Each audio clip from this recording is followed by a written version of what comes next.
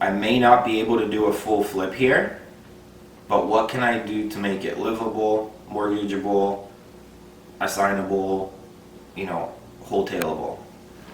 Because based on those margins of what it would actually cost you to fix it up properly, odds are they're not going to sell you the house.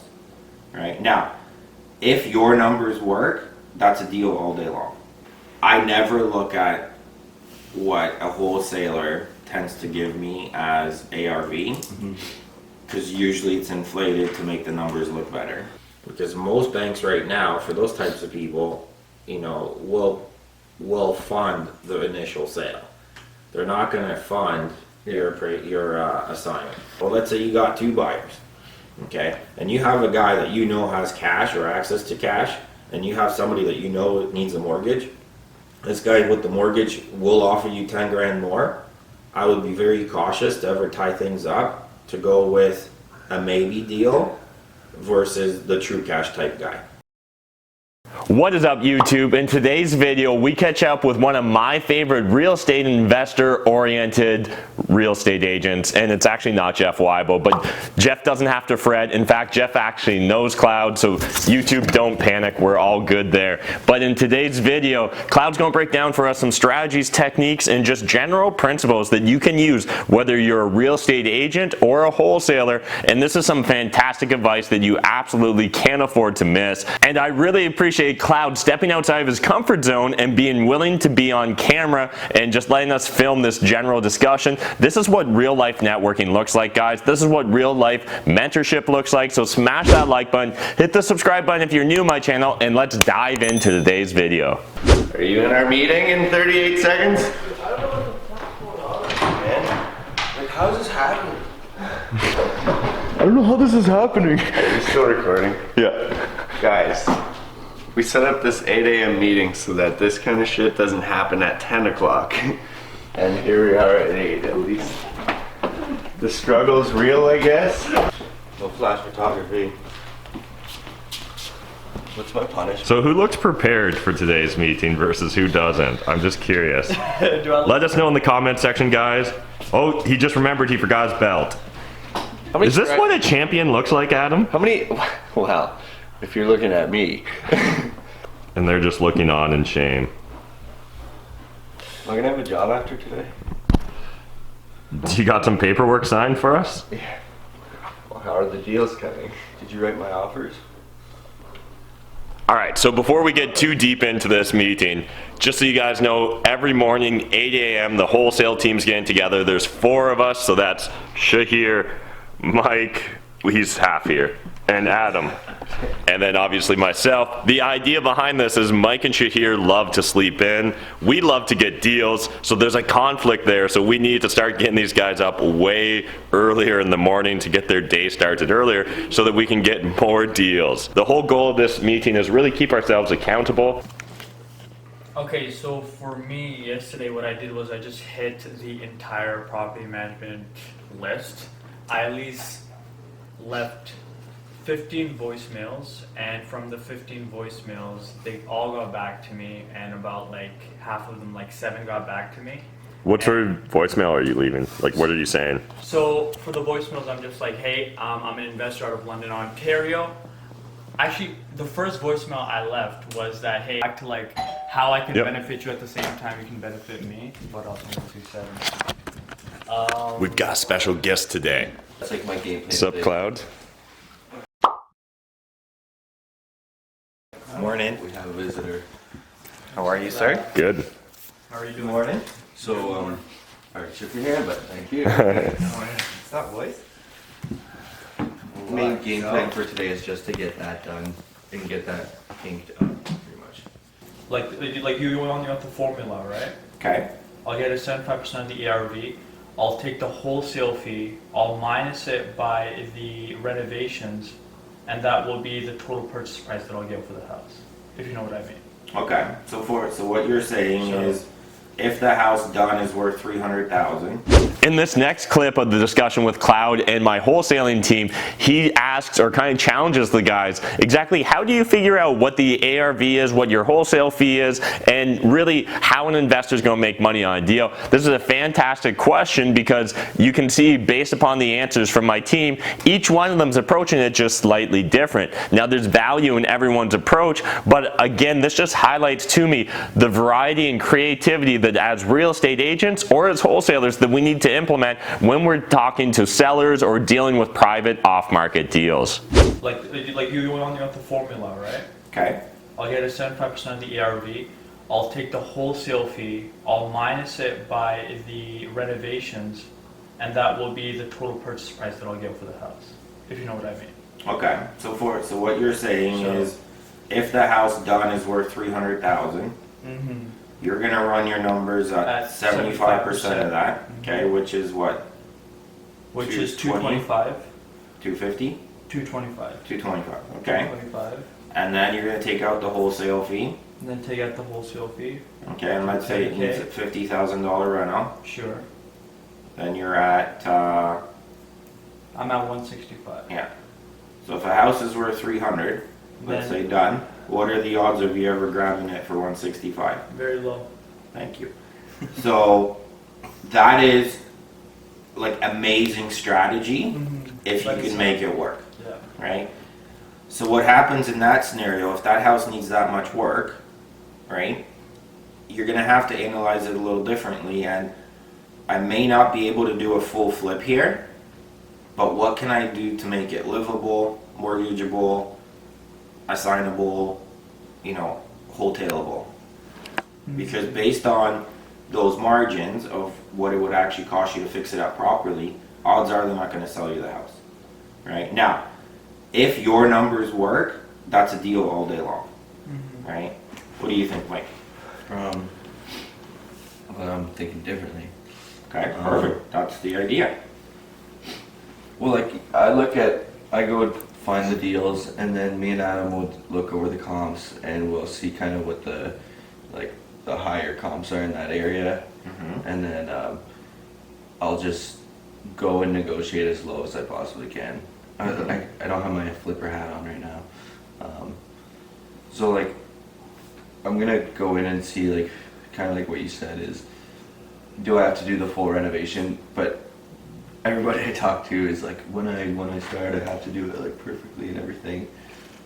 Maybe they're just saying that in front of me, but to me, if I were the flipper, I wouldn't want to do a full like perfect flip every time if I didn't have to, right? I'd want to do as least amount of work as possible, I think. Okay. So if I have to, yeah, I would just get it done for as cheap as possible, and if the deal doesn't work, I just would move on. Okay, so couple issues with what you said now, and I have noticed this on some of the I guess sales sheets that come across with you know, houses are selling for in this price range. Okay, yeah. So I look at that and I'm like, okay, but not really the type of house you're pitching. Yeah. Or to get your house to that point, you need X amount of dollars, right? So I never look at what a wholesaler tends to give me as ARV, because usually it's inflated to make the numbers look better. And sometimes it's done on purpose, other times it's just that's the comps their agent or whoever gave them. Okay. The whole point of trying to tie it up as cheap as possible, right, is great, because if you can't do it your way with those huge ass numbers, there's no reason to let a deal go, because somebody out there might actually grab it. Somebody out there might want a rental. Somebody out there might be willing to pay you for it. So your strategy just to grab whatever is, excuse me, is fine. The only difference is he's gonna make money on everyone he actually ties up his way 100% of the time. You're gonna be in the 50-50 range. Half your stuff you're probably gonna have to let go, because nobody, like, you're probably not gonna find somebody that's gonna be able to grab it, right? Because just the margins are not there. Now, when you say, you know, getting it done perfect, if somebody's trying to become a flipper and actually start flipping properly, I don't know what they mean by perfect or what you do, but any safety items should always, always, always be done professionally with receipts, with warranty work. The last thing you ever want as a flipper is 2 years later the house burns down, right? Because somebody did shoddy electrical work. It'll always go back to you, okay? So in mechanicals, things like that, structure, it should always be perfect, right? Now, cosmetically, you know, it doesn't have to be the greatest. That was some amazing advice from Klaud. You guys probably actually need to go back, rewind, and re-watch that. That was some real seasoned advice from a been there, done that practitioner who's constantly flipping properties and helping his clients flip here in London, Ontario. But what your side is going to be, I think, more of the way you approach deals, what you're going to find is that you may not be able to sign them as easily as he can. But if you guys as a team have access to money, you could easily do quick JVs and wholesale stuff. So you can still end up making your wholesale fee. It just be a longer process. You're going to close on it. You might have to go in there, throw a garbage can out front, get all their shit out of the house, and then put it on the market. Boom. You guys maybe make 20 grand, you get 10, they get 10, boom, you still get your wholesale fee. Yep. Okay. Worst case in that scenario, this is what I've told some other guys, is you can tell the client, hey, there's just no room here. I suggest with what you want, you contact an agent. You know, we work with an agent, we can give you, you know, a discount, blah, blah, blah, blah, blah. So, you know, and then that way you're in good standing with your agent, he owes you one type thing, whatever, right? But see how already on the same team, the two of you would actually do things completely different, right? Your turn. Yeah, so there is some interesting things there. I always start with the buyers.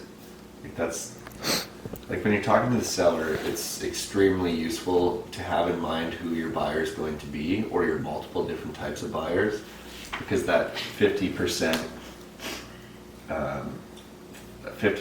of market value building, like, you know that that's for everybody. Like, you can sell that to anybody on the buyer's list. But I like to think with those other properties, and I think I'm more like Mike on this, where it's worth me tying things up because I'm really fast at it. Like, it's not going to cost me anything. And I've tailored my pitch to be like that. Like, you don't have anything to lose by doing business with me today other than the opportunity cost of time.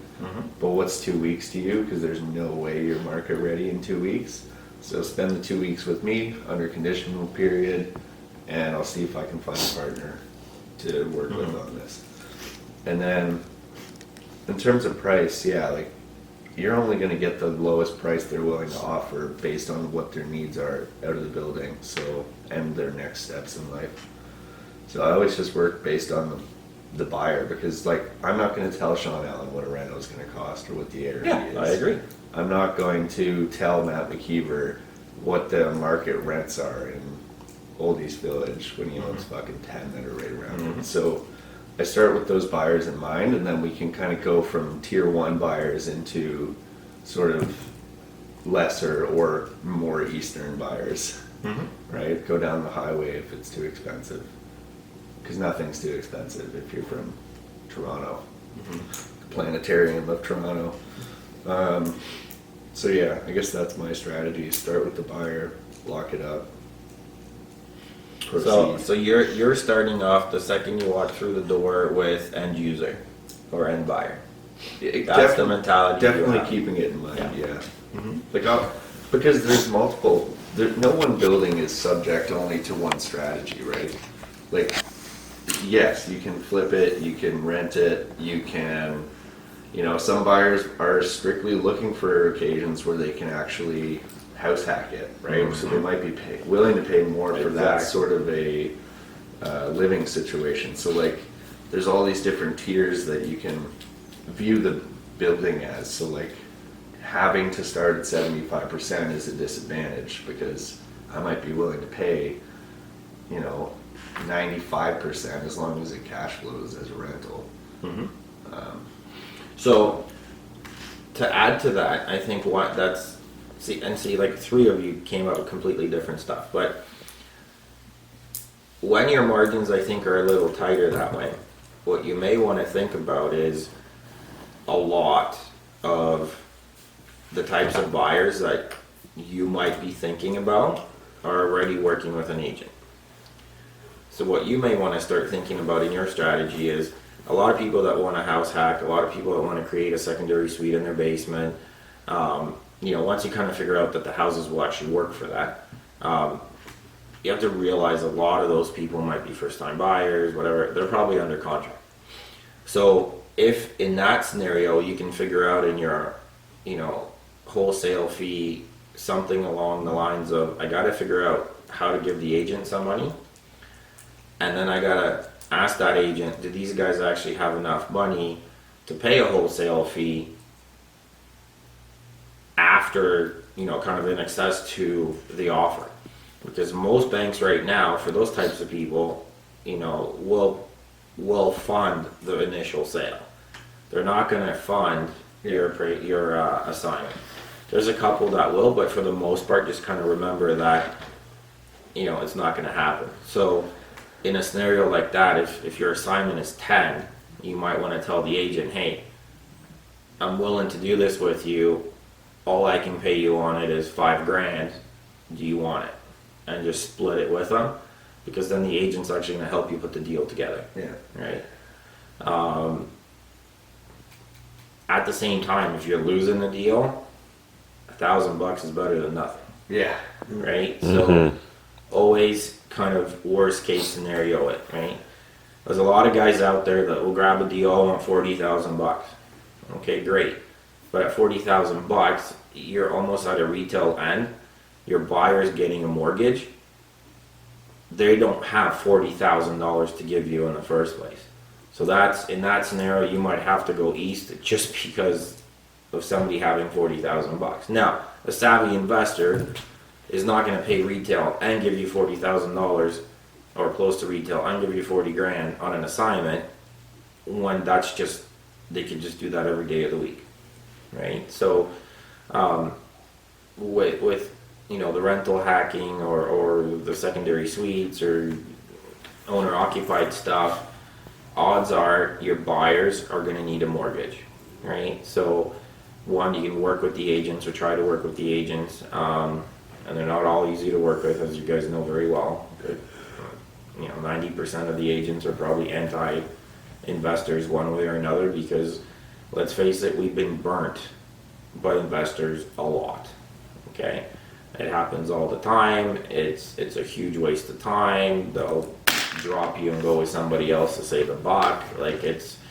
So a lot of agents do get their backs up and kind of step back from investors. The other thing, a lot of agents are not investors themselves. So they don't understand it as well as I would always hope an agent can. Just because they're not involved in it, they don't do it. The mentality is just not there.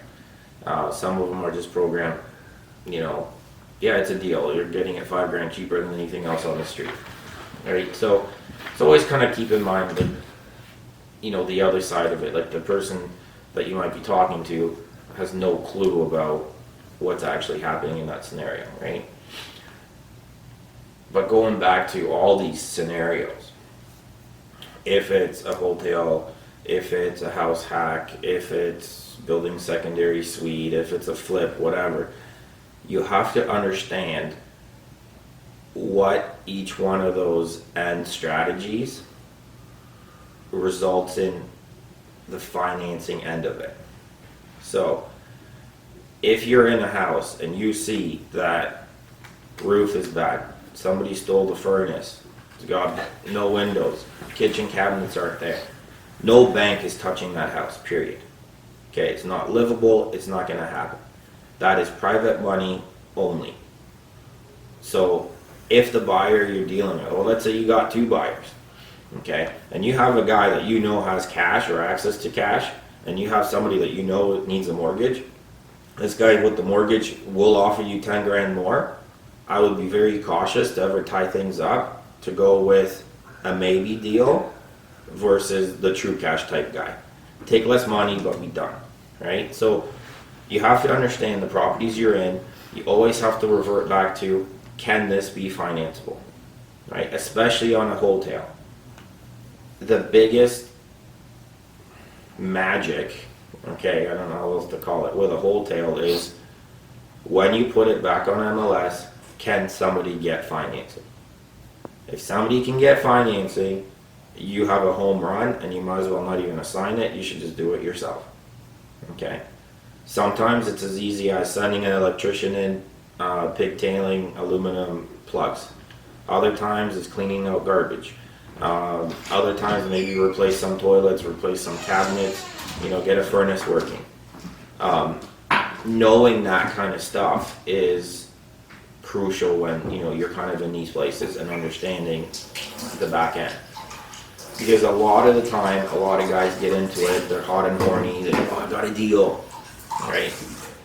And the deal gets pitched, and I'm looking at it, and again, I'm gonna be a little more critical than others, but I'm like, maybe Everton's the one I'm thinking about, maybe, right? I think you needed 220 the first time, or Florence, right? And I'm like, yeah, based on those numbers, it's really only worth like 250 or whatever, right? And I think in that scenario, it was something where the seller selling it to you just got it, and she's trying to make the money, right? Or something like that, right? So you have to kind of think about what's it gonna take for it to be financeable, and if it's a true rough fixer-upper type scenario, you better get good margins on, right?